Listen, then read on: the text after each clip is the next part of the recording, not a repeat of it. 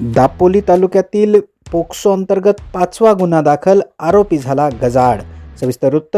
दापोली तालुक्यात जुलैच्या पहिल्या आठवड्यामध्ये 4 पोक्सो अंतर्गत गुन्हे दाखल झाले होते. आरोपींना गजाआड करण्यात दापोली पोलिसांना यश आलं असतानाच ही दहशत सुरू होती, किंबहुना या संदर्भात नागरिकांचाही प्रचंड असा जनप्रक्षोभ निर्माण झाला होता. निवेदनं देण्यात आली, आरोपींना कठोर शिक्षा व्हावी अशी मागणी देखील करण्यात आली.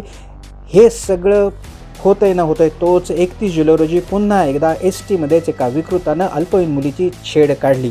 याबाबत सविस्तर माहिती दापोलीचे पोलीस निरीक्षक महेश तोरसकर यांनी दिली आहे.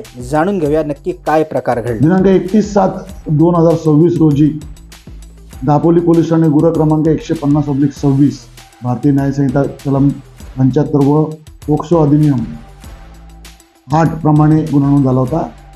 शाळकरी मुली ह्या बसमधून प्रवास करत असताना आरोपित नामे दीपेश दिलीप तांबे वय 32 वर्ष, राहणार भाटघर, तालुका दापोली याने हा गुन्हा केला होता. आणि त्याच्यावर गुन्हा नोंद झाल्यानंतर त्याचा आम्ही राहते घरी त्याच्या गावामध्ये शोध घेतला, परंतु तो मजूर होता आणि तो गावामध्ये त्याचं फार कमी वास्तव्य तो करत होता.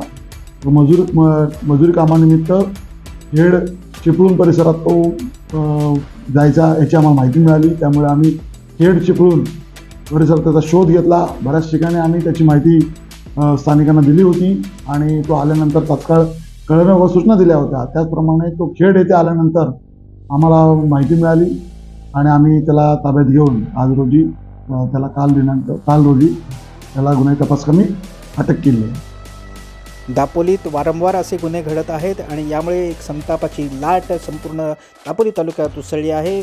महिला आणि मुलींची सुरक्षितता पुन्हा एकदा धोक्यात आल्याचं अधोरेखित झालं आहे. यावर कडक उपाययोजना कराव्यात आणि आरोपींना कठोर शिक्षा व्हावी अशी मागणी पुन्हा एकदा नागरिकांमधून जोर धरीत आहे. विशेष प्रतिनिधी सलीम रखांग आणि प्रशांत परांजपेसह निवेदिता, फास्ट न्यूज, दापोली.